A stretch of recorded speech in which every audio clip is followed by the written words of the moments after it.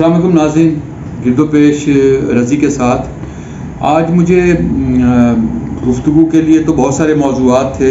अखबारात में तो आज IMF के प्रोग्राम की बहाली के चर्चे हैं कि अगर IMF का प्रोग्राम अगर बहाल हो जाएगा तो उसके बाद बहुत से मसाइल जो हैं वो कम हो जाएंगे। लेकिन एक और ख़बर भी उसके साथ चल रही है और वो आज की खबर ये है कि एक आध रोज़ में MQM के जो रहनुमा थे और नामवर आलिम दीन थे आमिर लियाकत हुसैन के पोस्टमार्टम का हुक्म हो गया और आमिर लियाकत हुसैन जो है उनकी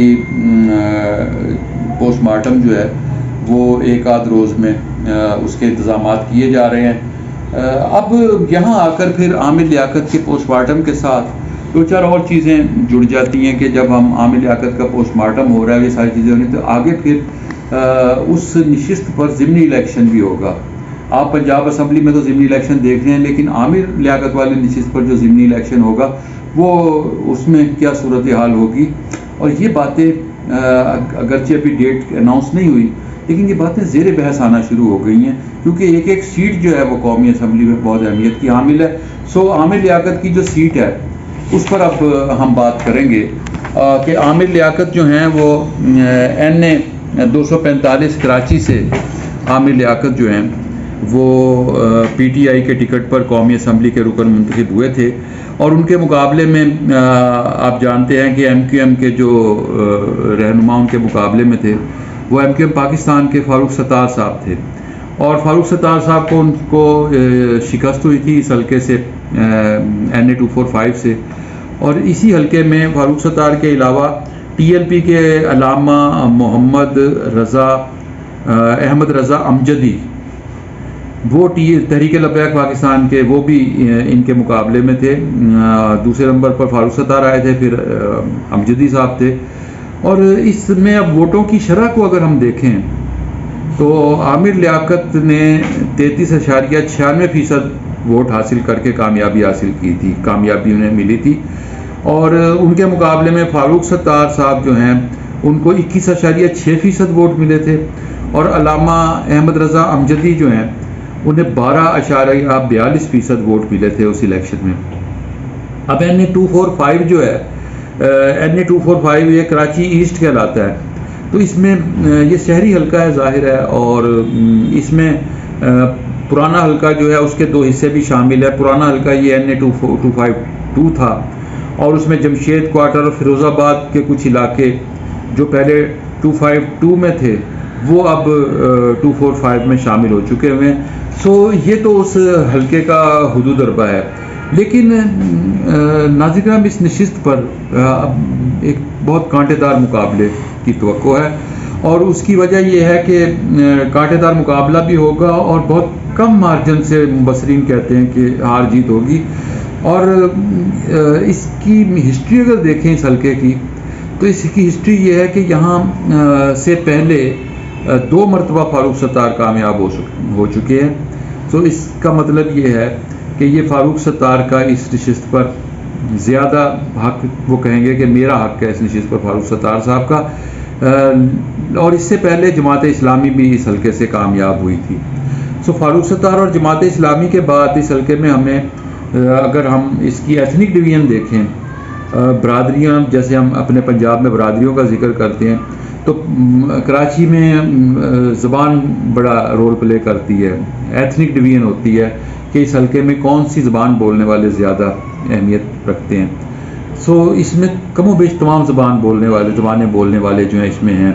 उर्दू स्पीकिंग हैं, इसमें सिंधी बोलने वाले भी मौजूद हैं, इसमें पंजाबी भी मौजूद हैं, इसमें पंजाबियों के साथ साथ फिर हमें इसमें मेमन बरादरी भी इस हल्के में मौजूद है। सो ये तमाम ज़बानें बोलने वाले जो हैं वो फिर अपना अपना रोल प्ले करते हैं। फिर सारी जमातें जो हैं इसमें कोशिश करती हैं कि हम इसका फ़ायदा उठाएं और इलेक्शन जीतें। लेकिन सबसे पहले तो इसको PTI इस नशिस्त को वापस लेने की कोशिश करेगी। वो ज़ाहिर अपोजिशन में है और इमरान खान जो हैं वो ख़ुद भी ज़ाहिर है फिर इस हल्के में आएंगे और कराची में जलसा भी करेंगे और इस हल्के में आकर तहरीक भी चलाएंगे।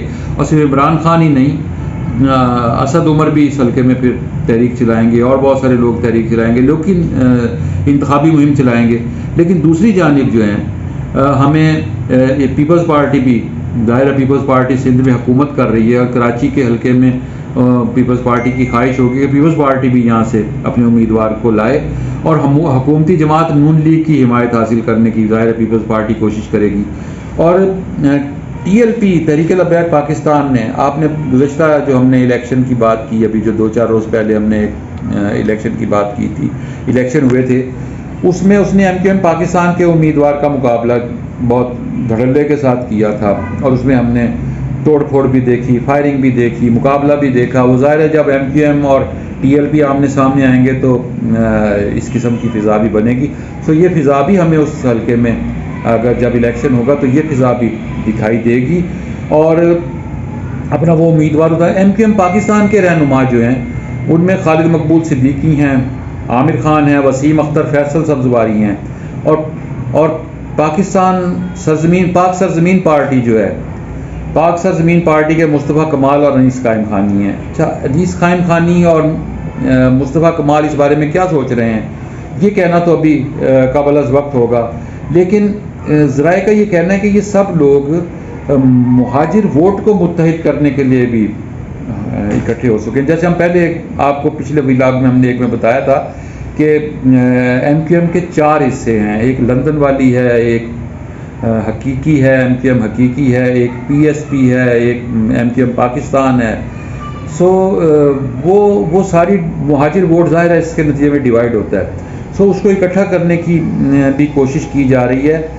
और लेकिन मुस्तफ़ा कमाल और अनीस कायम खानी इस बारे में क्या सोच रहे हैं ये कहना बहरहाल अभी कबल वक्त है। और अब ये जो इकट्ठा करने की कोशिशें हैं इसमें खालिद मकबूल सिद्दीकी, आमिर खान और दीगर रहनुमा जो हैं वो फारूक सत्तार साहब जो हैं उनकी वालदा की इयादत के लिए गए और उनका कहना है कि वो इसलिए इयादत के लिए गए ताकि मुहाजिर वोट को भी मुत्तहिद किया जा सके, कुछ और मामलात भी हों और एक जेस्चर भी होता है, गुडविल जेस्चर होता है, एक ही जमात में थे ये सारे।